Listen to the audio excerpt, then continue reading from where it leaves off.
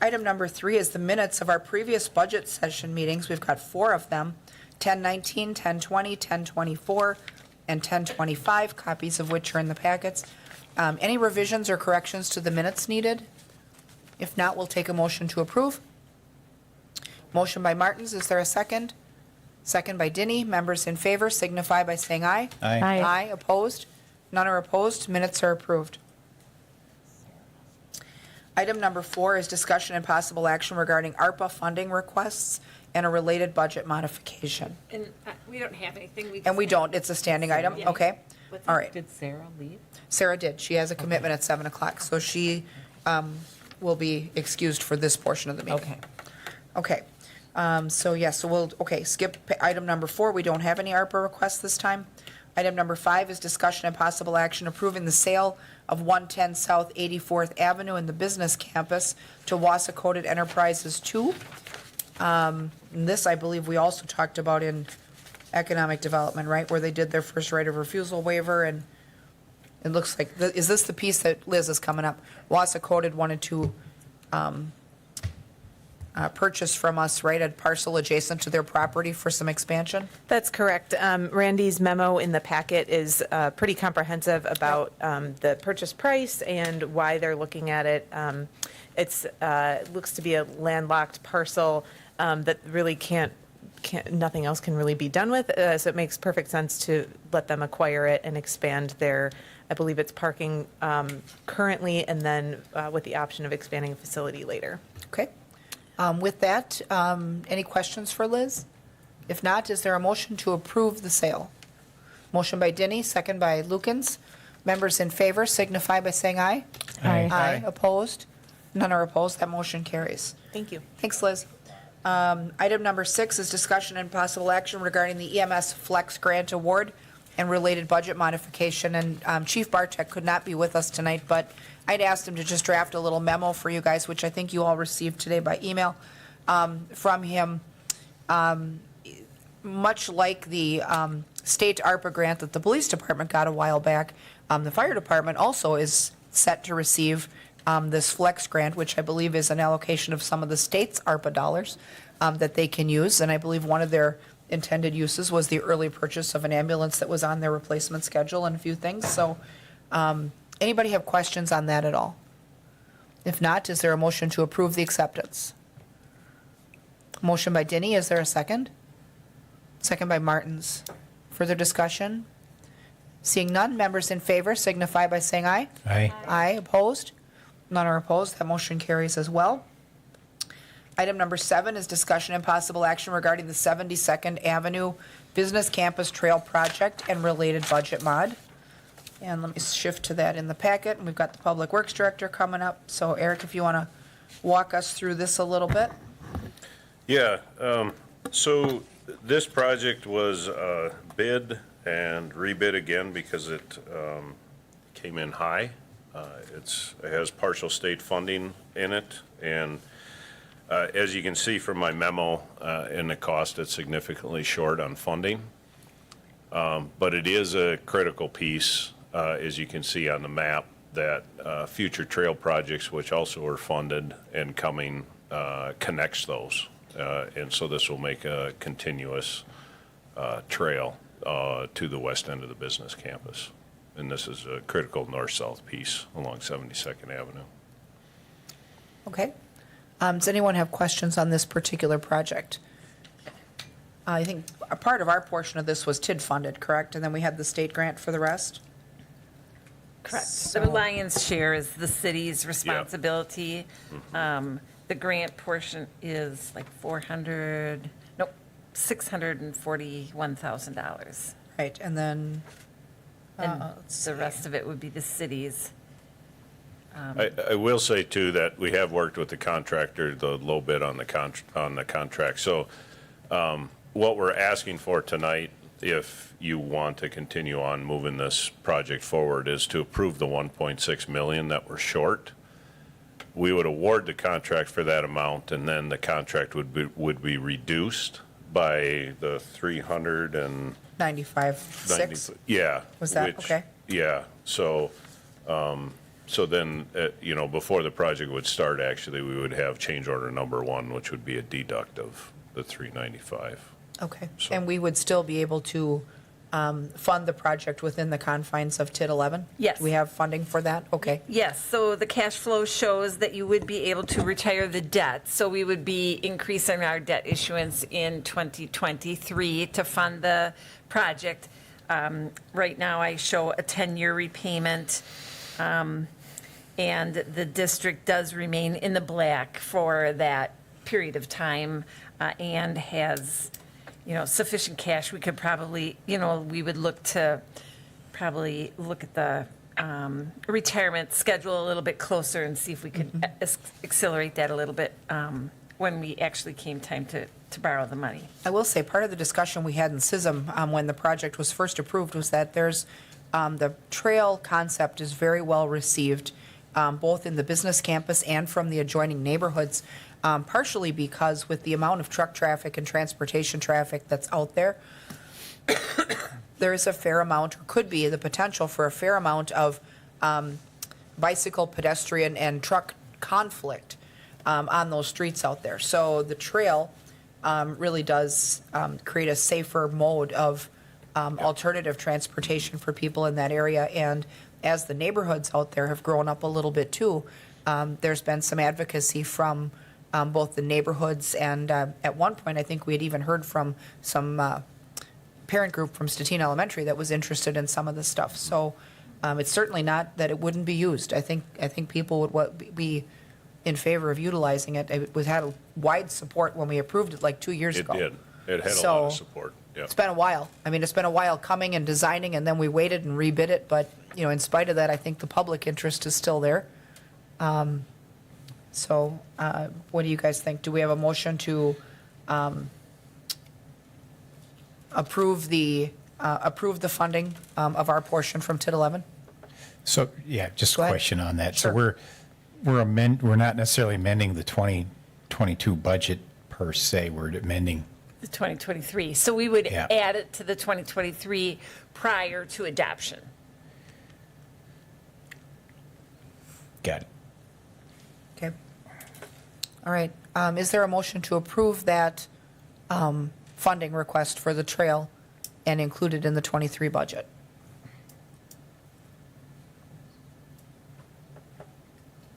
Motion by Martins. Is there a second? Second by Lukens. Further discussion or questions? Go ahead. Yeah, so you're, Marion, I think you just recapped this, but would this be considered a supplement? Well, so because the budget is, I suppose, yes, you could. I mean, it was placed in the budget, and it is, been, I guess, in the long-term proposed budget or on, Well, it's been a carryover for at least Yeah, 1 year, right? yeah. Because it was approved in '21? right, was it 21 or 22? Because we definitely went through the bid process early in the summer of Correct. 2022. So Yeah. the 350 is already in the budget. Okay. Yeah. And, again, now that the project wouldn't take place until, and you could do it as a amendment to the 2022 budget if you wanted to, rather than changing the 2023 budget, I guess, Either way. yeah. Well, I mean, as long as I we're think- not up against the levy limit, I thought we were pretty close to that. Well, so you wouldn't start retiring the debt until until 2024. So the levy limit does not reflect the capital spending. It's on how much you're Okay. levying. All right. So, yep, So we'd have no tax impact on, correct. okay. All right. Any additional questions or comment? If not, then with a motion and a second on the floor to approve, members in favor signify by saying aye. Aye. Aye, opposed? None are opposed, that motion carries. Thanks, Eric. Let's see what else we have here. So, item number 8 is discussion and possible action regarding the funding of the 2022 water and sewer capital projects including debt issuance, internal transfers, or ARPA funding. And so, we did just rank, I think in our last meeting, we ranked and scored those projects. The 2023 projects. 2023 projects, yes. These Okay, are and the so this is the 2022. Yes. Okay. And so we'll need to, I imagine, rank these as well. Right. Retroactively, because they're in progress, right? So, Correct. It would, right. well, and I guess that's the other thing. I mean, they're already underway, so do we rank them because they're not new spending? I think this is really just a matter of changing the mode of payment at this point, right? Because it's going to be difficult to, like in our rating matrix, you're gauging the cost of waiting, public interest, the need.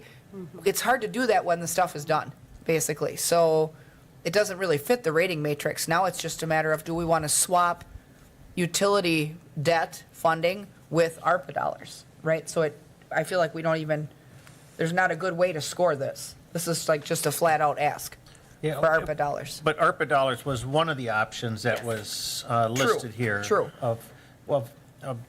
Basically of relieving, not swapping, but relieving some of the debt load that the utility has. Right. Right. Well, let's talk through all the options then, I guess. Sure, and I think there's two key points with why this is beneficial to the utility. One is it relieves the financial burden from the utility, but it will also relieve the financial burden from the ratepayers, because if it is part of the utility's capital plan and to be funded through the ratepayer dollars, it will go into the rates structure that is considered by the PSC and considered by you for the sewer utility. So it will benefit all of the ratepayers of the city of Wausau if it is funded through an ARPA funding. If you do a GO issue, unless the city would say, we're going to issue GO, but the city is going to pay it back out of levy. Even if you issue GO, that still becomes a financial burden of the utility. And so it would still be part of that rate structure. If you gave the utility a loan of some sort, an internal loan, like we used our fund balance, and then I proposed, we could take it out of perhaps the environmental fund, some of that out of the environmental fund, when you paid those back, so that would still be part of the rate structure. So really, the only way you're helping minimize the impact to the rate structure to the water and sewer users is through finding grant income, basically, or another revenue source, which would be the ARPA dollars. Right. It does make some sense that if our goal is to offset the borrowing in the utility and reduce the quantity of the liabilities of the utility, that creating something that they need to pay back ultimately isn't really achieving that goal. I mean, it's that, I guess if we wanted to get the maximum impact, where are we at in terms of ARPA dollars remaining at this point based on what we've already approved? So, Because I know at one point we had 9 million, but I think we've approved a Yep. couple since then. you've approved 7.4 have gone to council and been approved by council, and then you had another 2.9 that were recently approved. So those are pending for council yet next week? Yes. Okay, and so that would, So that assuming would they leave approve it, about 5 million left. about 5 million? Yes. Okay, and so then this is 2 million, well, almost 2.5 million. Yes. And so then, and we had talked early on that maybe we wanted to put a pin in a little bit of that towards the end for PFAS. We'd still have some to do that with if you guys are apt to fund this with ARPA. So what are your thoughts, committee? If we put a pin in it for, if we spend this now, that's only going to give us 2.5 million for PFAS. And I don't know if would that be enough to make bridge a meaningful gap in Well, and I think that's been a topic of discussion because, with the grant dollars that they've requested both from Senator Baldwin's office and from DNR, I think there's also some forgivable loan options available through DNR potentially as well, whereby the utility could secure that funding, complete the project, and then find some offset of that debt. Is that, oh, here comes the mayor. You want to walk us through this, Mayor, a little bit? And Well, I don't know if I can walk you through it, but I can give you a little bit of insight into when we'll know an answer. I know that the utility and Eric, we've been working with Ellers to kind of look at that funding mechanism, everything that we've requested. The timeline isn't perfect, obviously. We're going to have to probably figure out how to get that money sooner to start construction. So just to throw that out there, any amount of dollars would help the PFAS situation. I guess it just, it'll be on you to delegate, but right. Well, and I guess the question is, if we're looking at somewhere, I don't know where we're at with, our total amount for that is estimated to be about 16 million, depending on where we're at with these other options.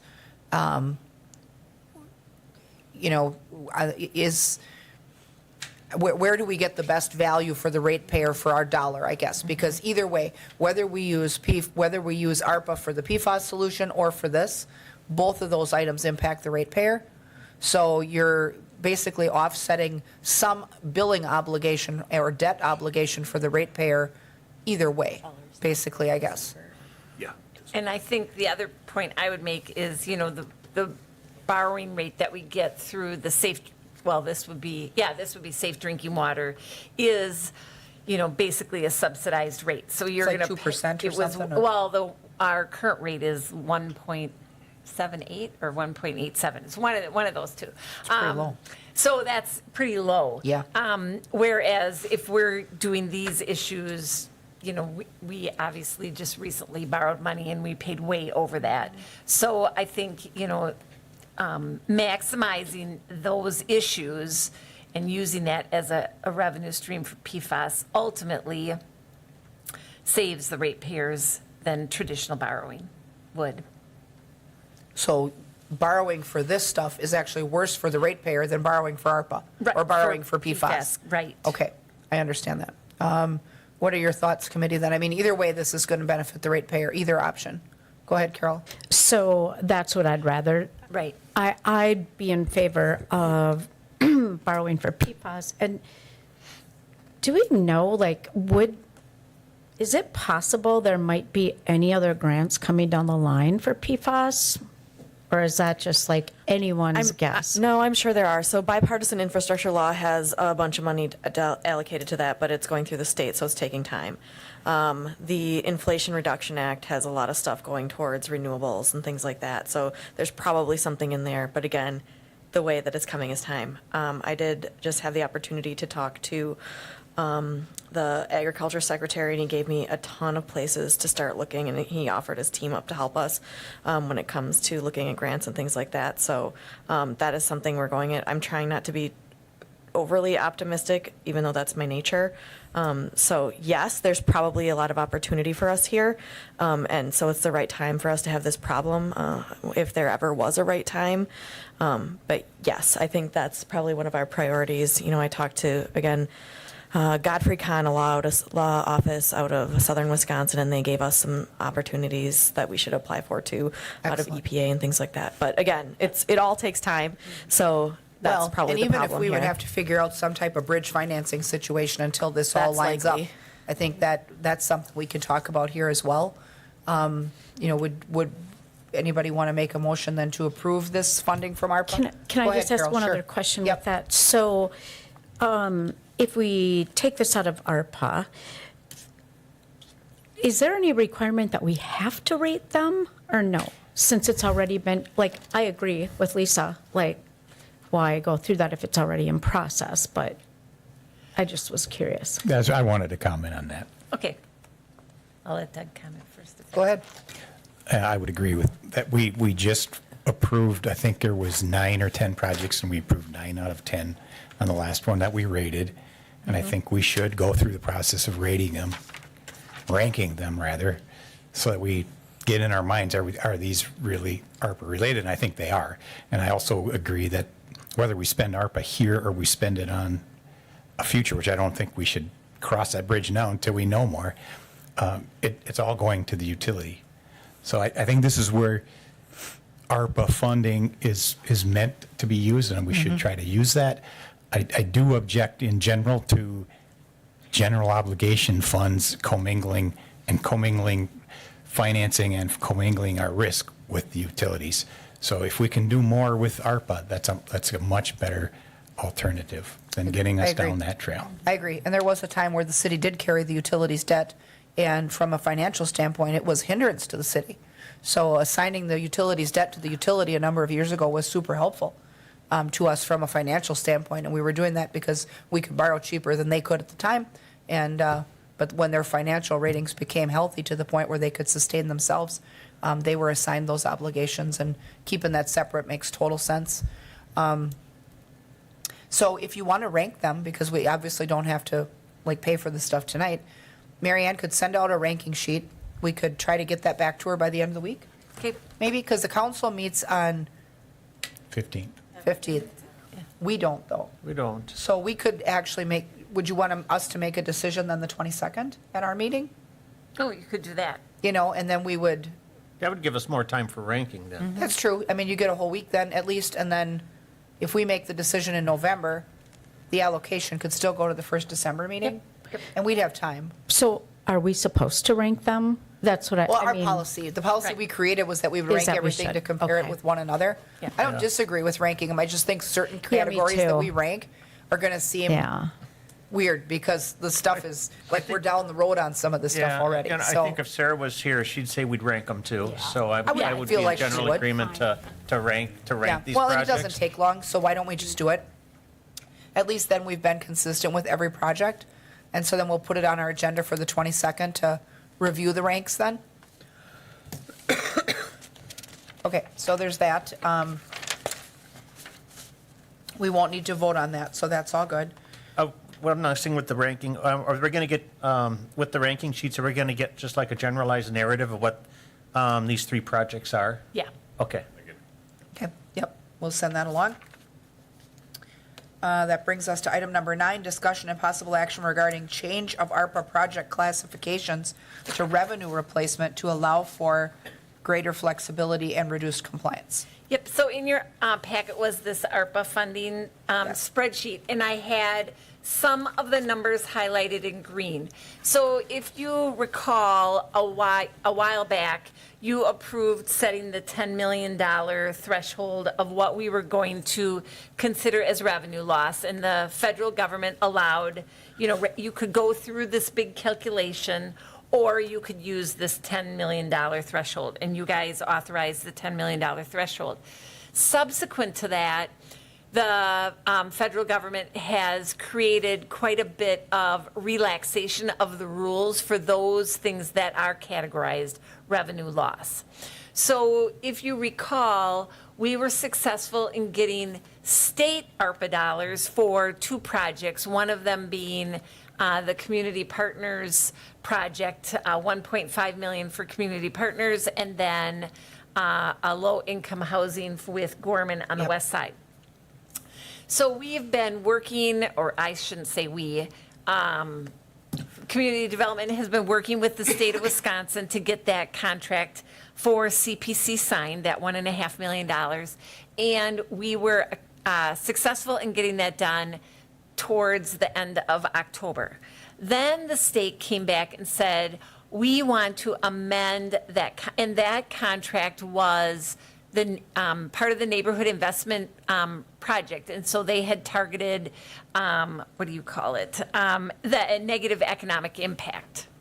So then recently, like October 31st, I want to say it was, we got a memo from the state saying that they wanted to submit a contract amendment with us because they were changing the classification of that grant from the negative economic impact to their revenue loss category, to the state's revenue loss category. And their, I guess, motivation of accomplishing that was, the main motivation was that people that they're giving that money to, one of the rules that the federal government changed recently was if you're given revenue replacement money, if we give revenue replacement money to another entity, they are not considered a subrecipient of federal dollars. Because it's like it's our money because it's revenue replacement. So they're saying, because we're considering revenue replacement, it's our money, not federal dollars. And thus, it doesn't establish that subrecipient relationship. And so it eliminates a lot of the compliance requirements. So we got that memo, I want to say October 31st, so just recently. So we had the 162,000 that we're giving CPC in that category of negative economic impact as well. Well, so now they're going to have this project of redoing their building or, improving their building, and 1.5 of it will be revenue loss from the state. They're not a subrecipient.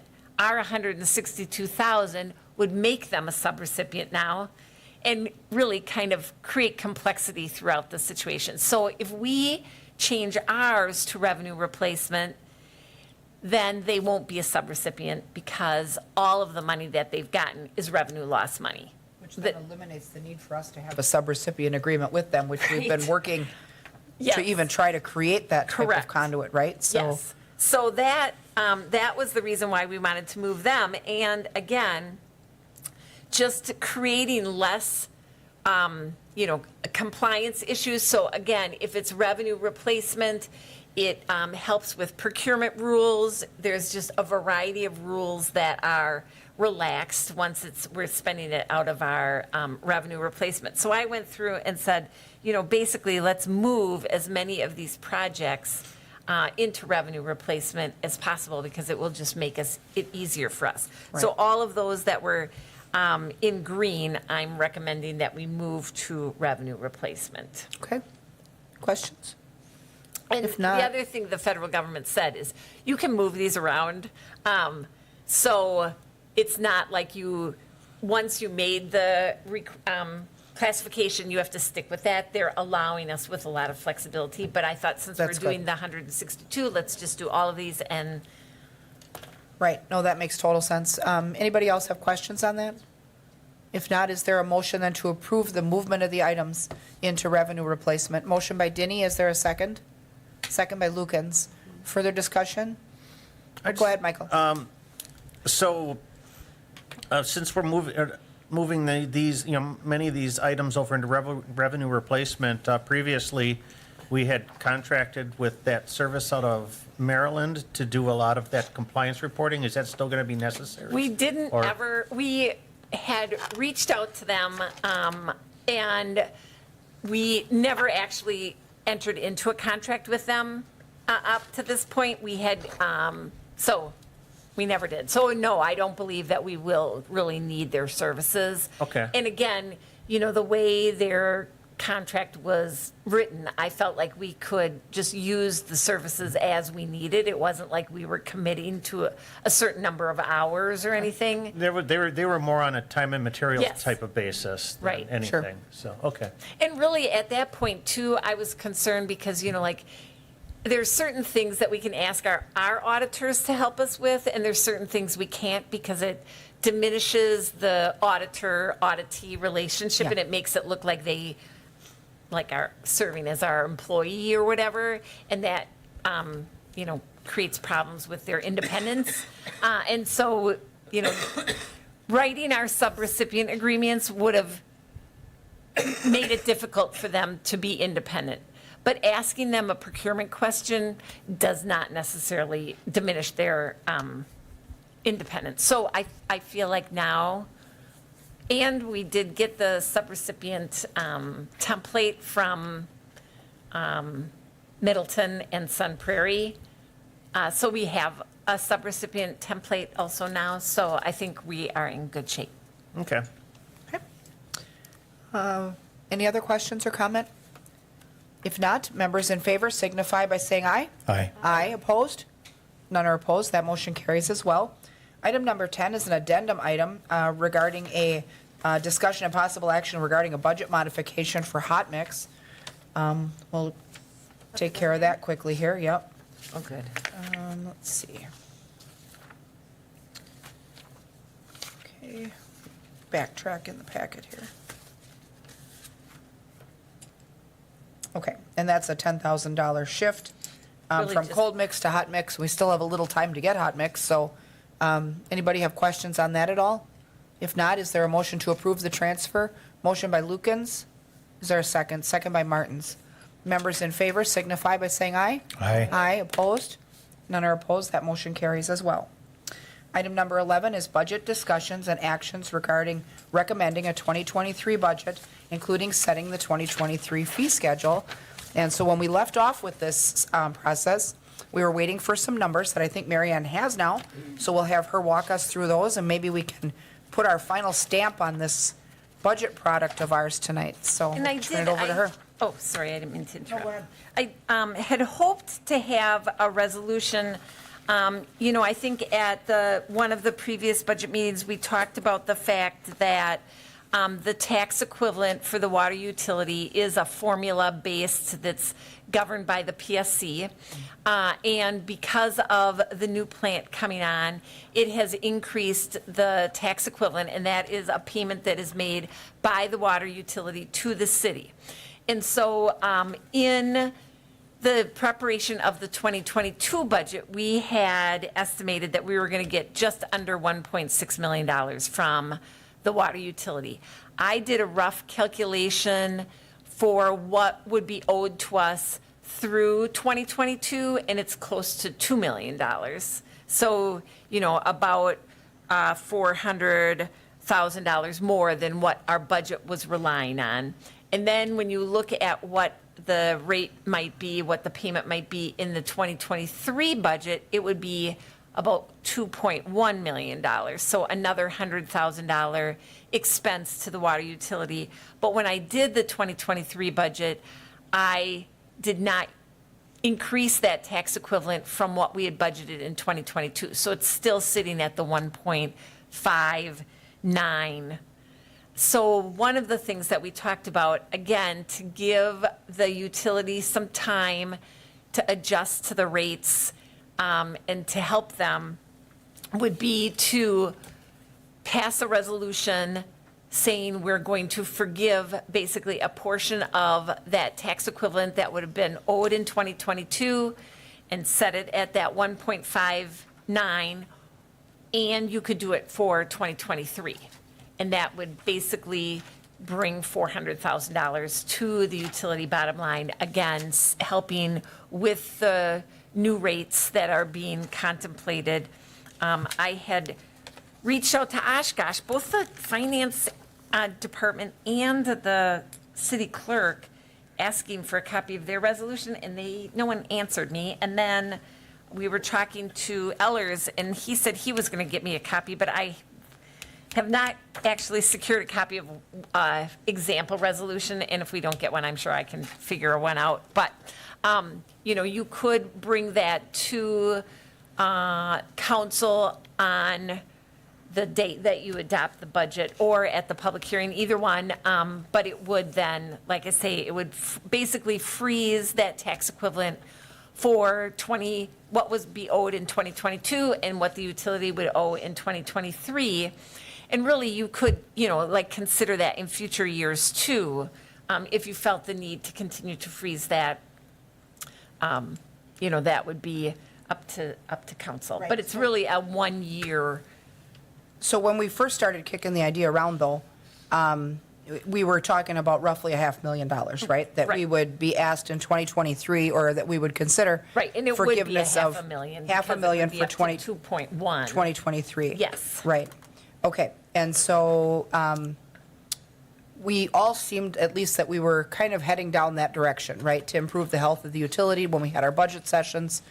How do you guys feel about that? I mean, if we include that in our final budget product that we deliver to the council for public hearing for next week, perhaps a $500,000 freeze or a $500,000 forgiveness in 2023, and then would you be looking for us beyond 23 to freeze that at a set amount, or would we do this year by year? Year by year. Okay, and then nothing if you for wa- 22 yet. I mean, Right, unless you want to adopt a Well- resolution the same time. that's the other thing is, for 2022, if we were expecting less from them, Right. it wouldn't make a whole lot of sense if we're trying to improve the health of the utility to take more than we ever needed in our budget. So, I mean, how do you guys feel about that? If we would do the 500,000 in the 2023 budget and then have her craft a resolution for next Tuesday to set the amount of the pilot payment for the utility for 2022 at the amount that was included in the budget and not higher. It would remove the excess.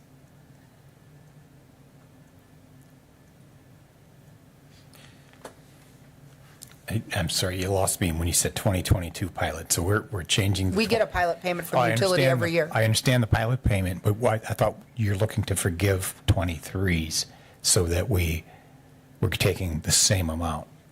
Right, and 2022. I was proposing you could do it for both 2 years, Gotcha. basically, 2022 and 2023. The 2022 would be, the 400. And you wouldn't need to, if you wanted to wait, you don't have to do that. It would be good if you did it before year end, but you could, you can consider it. I can bring it back to the November meeting and you could consider it at the December meeting. The one good thing about doing it sooner is we are getting ready to turn in our rate study to the PSC. So the consultant would show that it is in there. Otherwise, we'll go back to them and say, oh, it was approved.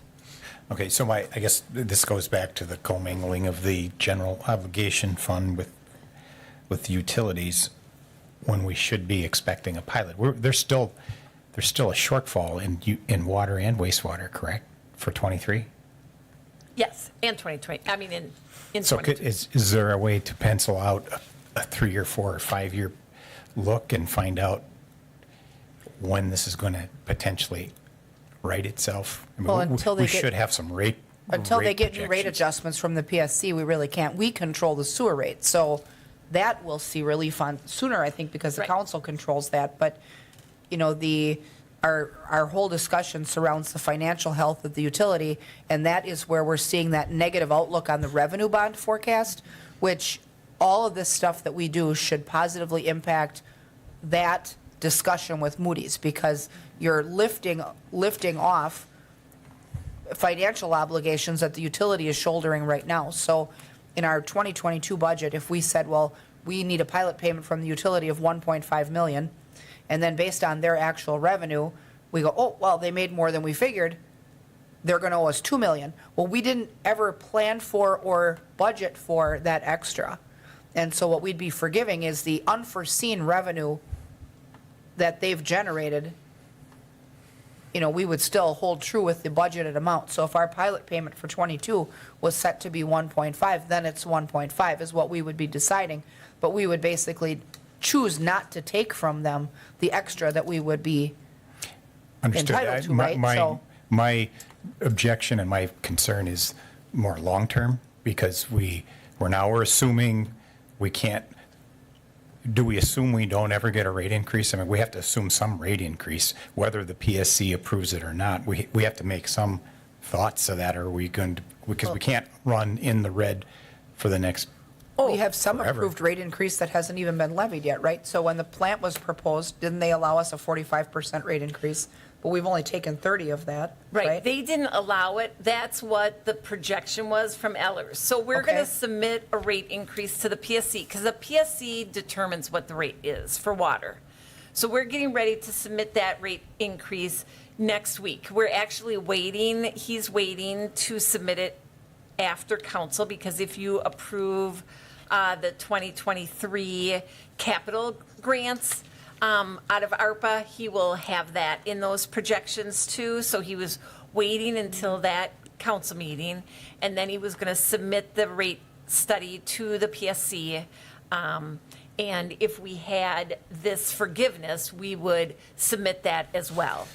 but so does the PSC consider the forgiveness or the pilot payment in their calculation? Yes. So the more the payment, the more the rate hike would potentially have to Correct. be. That's exactly right. Right, so the less the payment, the more the taxpayer burden is. So it's really one hand or the other, It right? is, but I would say that, we've established our 2023 budget already, and it did not anticipate an increase in the tax equivalent.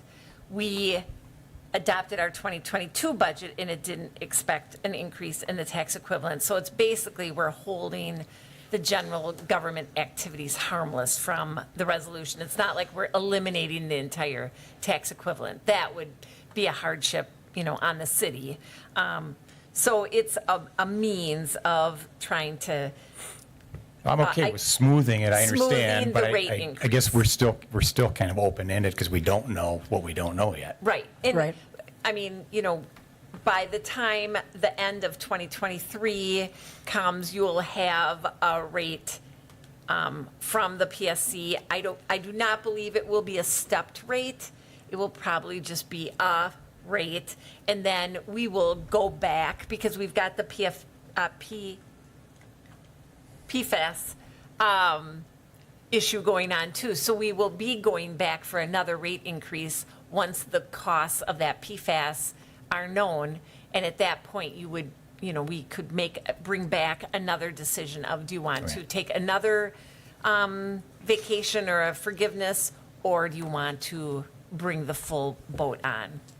Well, and I think deciding it year by For year certainly makes 2024. sense because our circumstances can change and Right. so can theirs. But with 2022, I mean, assuming we don't have a terrible snow month for the month of December, right? If that doesn't happen, we're set to end 2022 with a slight surplus. So, even if we would execute the forgiveness of the 400, we're not putting ourselves behind the 8 ball for the end of this year either.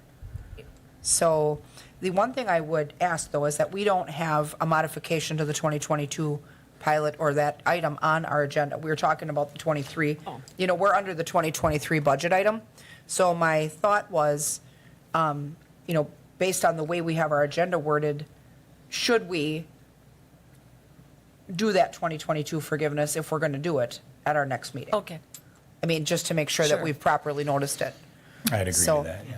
Okay, so let's leave 2022 out of this vote that we take on the budget and just we're kind of pulling our budget together in total. So by consensus, we're kind of in agreement that we want to do the 500,000 forgiveness on the pilot for next year's, for the 23 budget, right? So Yeah. we've got that kind of factored in already.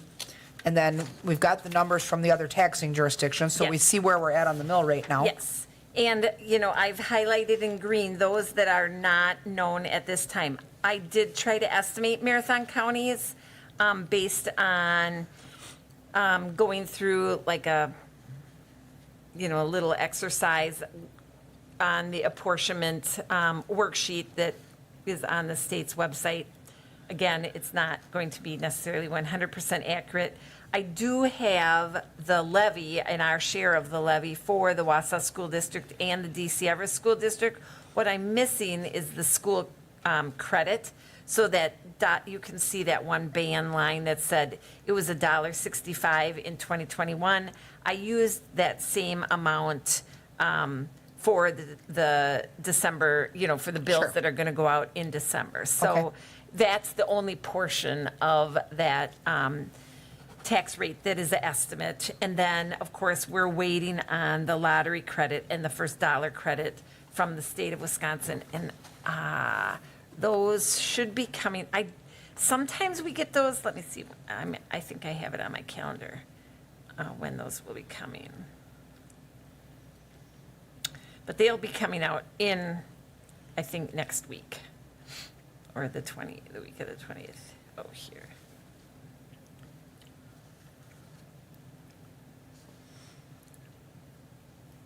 Okay, and so then when we look at our rate, even with our nearly 4% increase, our portion of the rate really has only increased by 40 cents.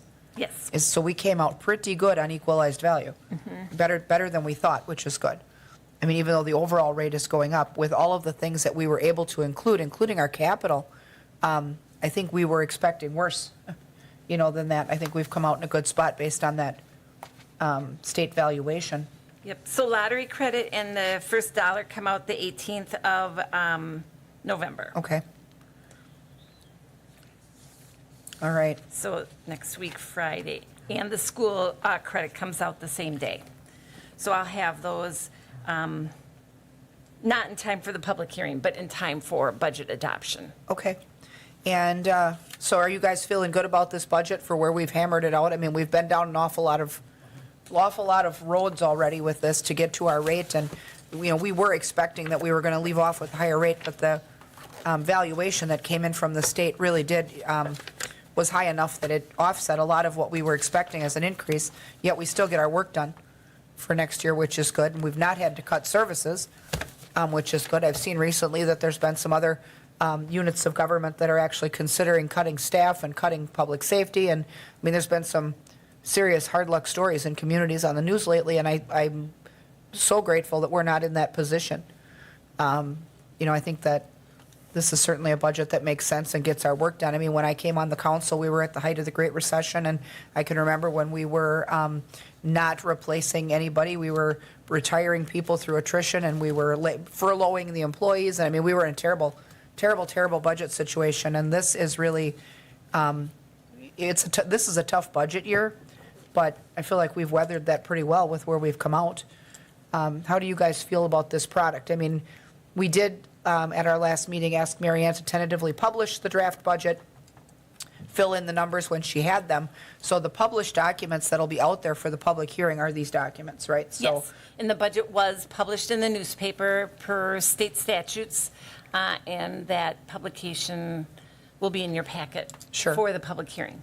Okay. And so the final step in this really is for us to take a motion to move this budget forward as created and modified by this committee. That's our official action, and it'll go to the council for next week for public hearing, and then the council is expected to ratify it on the 22nd, which then allows the tax bills to go out on time. So with that, do I have a motion from someone in the committee to approve this draft of the 2023 budget and forward it to council with our recommendation?